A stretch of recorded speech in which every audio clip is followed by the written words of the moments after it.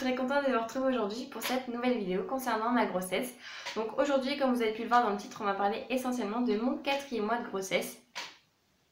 Dites-moi de suite en commentaire si ça vous plaît que je fasse mois par mois, parce que pour moi je trouvais que trimestre par trimestre ça faisait un peu long sans nouvelles du coup de mes symptômes et de comment je vivais ces mois de grossesse.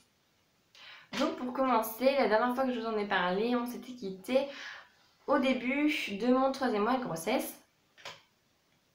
Donc mon 3e mois de grossesse s'est passé, comme je vous avais dit, chaotique. C'était vraiment c'était un changement radical. J'avais les nausées et je commençais à avoir des vertiges, etc. Donc c'était pas top. Donc arrivé à mon 4e mois de grossesse, c'était de pire en pire. Franchement, je ne tenais plus debout, concrètement. C'était devenu chaotique pour moi de faire des choses, d'aller travailler, etc. Donc j'avais eu mon rendez-vous avec ma sage-femme. Du coup c'était mon premier rendez-vous, il me semble, avec une sage-femme. Et tant mieux, parce que du coup, arrivé là-bas, j'avais une tension à 9. Donc pour celles et ceux qui s'y connaissent un peu, ou celles qui s'y connaissent pas, normalement une tension normale, c'est à peu près 12, 7, voilà, de tension. Et j'étais qu'à 9. Ce qui ne m'arrive strictement jamais. Je n'ai jamais eu une tension basse. Donc j'étais assez surprise, assez ahurie, parce que je ne connais pas ça. Donc voilà, je lui ai parlé aussi de mes vertiges et elle m'a dit que c'était sûrement lié à mon hypotension. Parce que mes vertiges, moi, ça me, comment vous dire, ça me bourdonne dans les oreilles et il faut de suite que je m'assoie, sinon je tombe par terre. Donc ça m'arrive quand je fais de la marche ou quand je fais trop d'efforts. Voilà.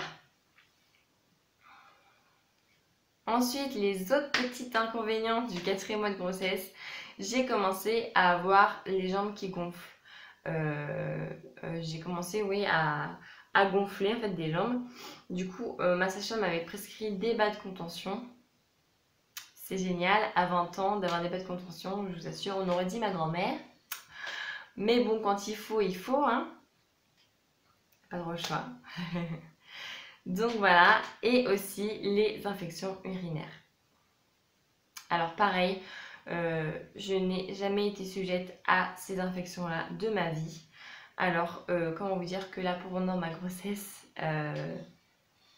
c'est horrible. Parce que quand vous avez des infections urinaires pendant une grossesse, ça peut vous donner des contractions.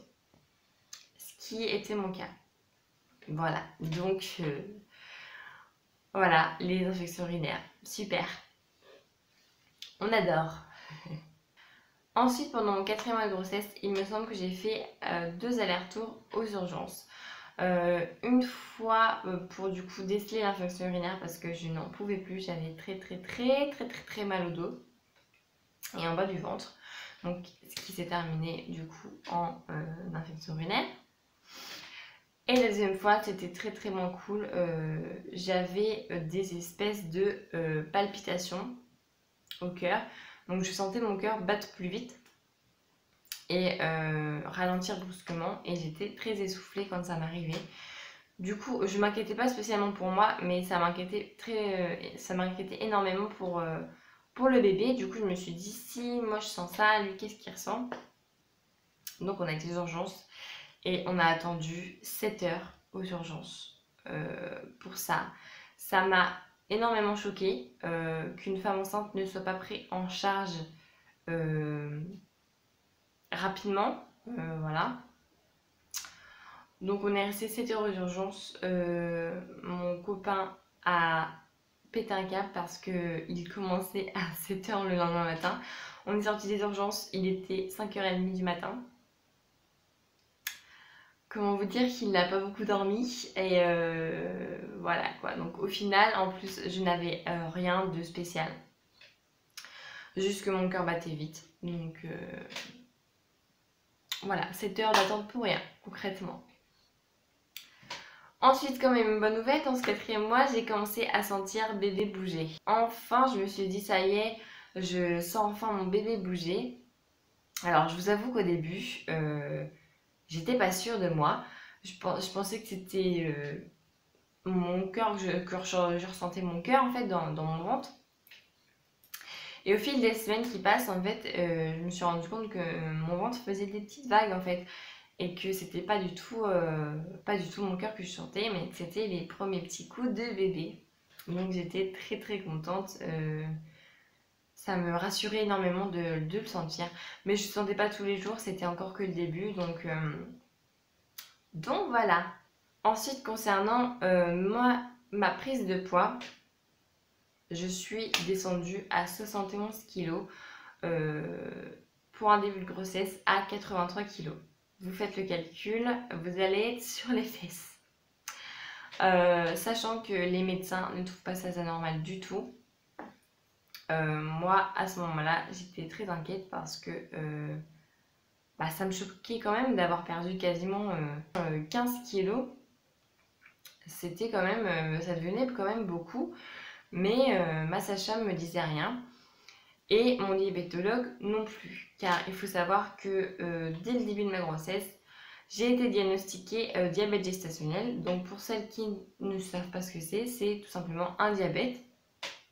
Donc votre taux de sucre qui est trop élevé dans le sang, mais de la grossesse, parce que je ne suis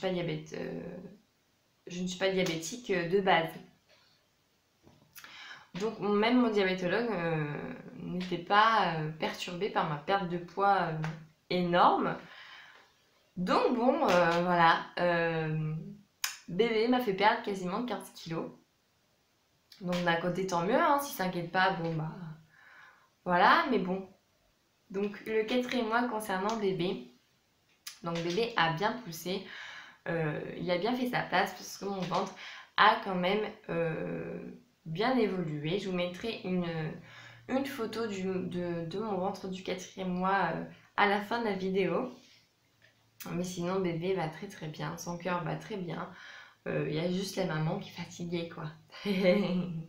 Donc voilà les filles, ma vidéo du 4e mois est terminée. J'espère qu'elle vous aura plu. N'hésitez pas à me dire en commentaire si vous avez aimé cette vidéo et si vous voulez que j'en fasse d'autres plus souvent.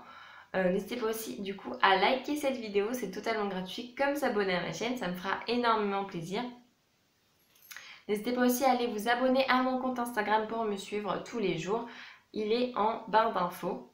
Sur ce les filles, je vous retrouve bientôt dans une prochaine vidéo. Ciao ciao!